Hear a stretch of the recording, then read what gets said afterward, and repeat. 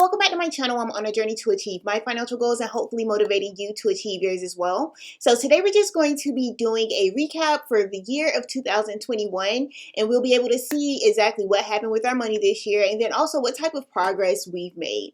So let's start off with looking at our net worth update for the entire year of 2021 and how things changed. So right here, as you all can see with our assets, we had a car that was actually totaled a couple months ago. So now we no longer have that car. So yeah, that's something that changed that we were not expecting.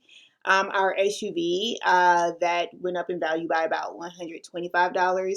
As you all know, used cars actually increased in value for some reason this year. Our car number 2, which is a vehicle that I purchased for one of my siblings and they're just paying me back for it. So they made about $1,000 worth of payment this year. Our new car, which is a car that we had to purchase in order to replace the vehicle that was totaled, that value is $33,100. Our savings, right here, it shows that our savings only increased by a little over $5,000 this year. But if you actually consider everything that we did this year, as far as like we had to replace our appliances earlier this year, that was a few $1,000s. We had to replace our HVAC in August, and that was about $8,000. Paying cash for a car and then purchasing a rental property, some of that had to actually come from our savings. So, I mean, it shows like a very small difference there, but we did actually have to dip into our savings and retirement to make certain financial moves. So right here for our house, it shows that it went up in value by about $110,000 this year. But this year we actually refinanced our house, and so we had to get it appraised, and the value of the house actually appraised for about $17,000 more than what is actually shown online for the value of our house. And of course, that's just because I've made upgrades to our house, and then also our house kind of has like certain custom features that also increases the value more than what it would be typically. So if we have to actually go off of like how much it shows online now, I believe it's like about a $97,000 increase, but this number does actually reflect an actual appraisal, and then of course adding on for the additional features that we have on our house.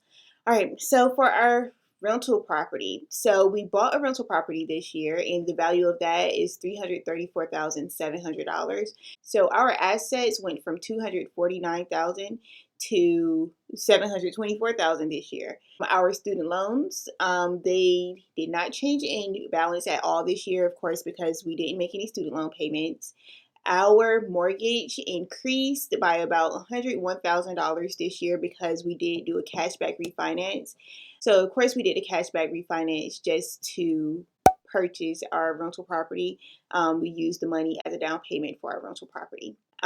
We had medical expenses last year, and I believe we paid them. So now, since we do have a rental property, now we have a rental mortgage, so that increased our debt by about $234,000 this year.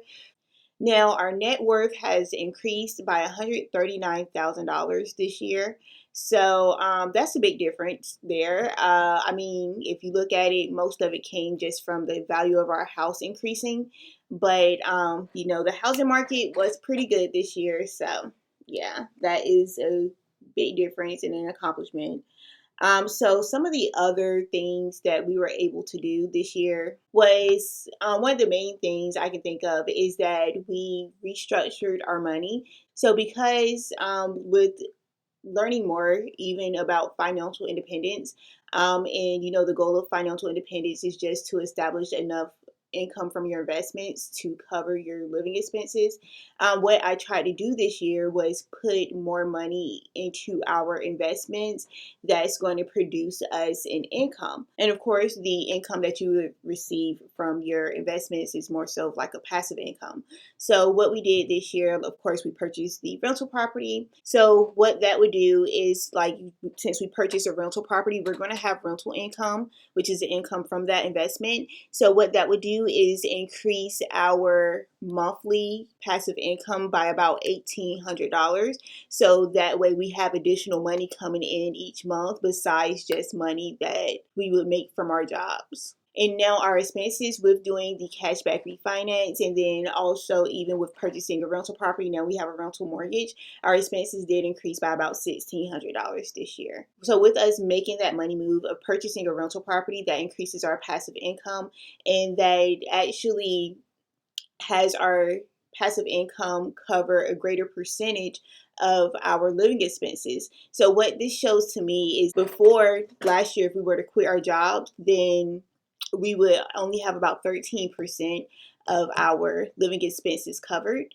But this year, of course, once we rent out the rental property, about half of our living expenses would still be covered if we were to quit our jobs. That's a money move that we intentionally made in order to have income coming in from other places than our job. So we're not as financially dependent on our job because we have money coming in from elsewhere. So yeah, so we made progress in that area. Also, we did reach coasting financial independence, retire early this year. Then also, one accomplishment that I do want to mention is that I feel like we have more financial peace now. So when I say that, I mean like we're not as concerned about money and as concerned about how our living expenses would be paid, because we've put so many things in place where we don't have to be as concerned. Like if things don't go our way, we have so many other things that we could depend on. So, for example, knowledge. Like so many things happened this year that were unexpected. Like my husband, he went back to work in June, and then he just quit his job again a couple of weeks ago. So even from then, it's like we always had to just kind of figure out what we're going to do next in order to be able to pay our bills and pay our living expenses. And even no matter what we did, we always figured out a way. Like even if we're working or not, we always figured out a way. So I feel like I've learned a lot about money to the point where I don't have to worry that much about it, because I know that, okay, well, if this happens, then we could do this. And then we have a rental property, we can do this. So I feel like it's just getting more knowledge about money. And then also another thing is, like I said, we have another source of income coming in that's not related to our jobs. So like with the rental income. So now I know like if things don't go our way, if we were to just quit our jobs, then I would know that we have money still coming in each month that will help pay our bills. Savings. If things don't go our way, if we were to quit our jobs or what have you, then we have over a year's worth of savings. So, I mean, that gives us plenty of time to find another job, is that if that's what we wanted to do. Or sometimes we can kind of take breaks from working, which is what my husband do sometimes, and I'm going to do eventually. But we're not just stuck in a place where we're just unhappy. We can take necessary breaks if we would like to. So yeah, so I feel like we have more financial peace this year, and I believe that's mainly because of some of the things that we did this year. So now I'm just going to go ahead and show you all the video from last year, and you'll be able to see what our financial goals were and if we were able to accomplish them. For 2021, I really don't like to set too many goals for myself because I don't want to be stressed out about it. I don't want to put too much pressure on myself. But the only goals that I have is I want to establish a source of rental income. Another goal I have for myself is to have our net worth at least $130,000. So that is more than doubling our net worth.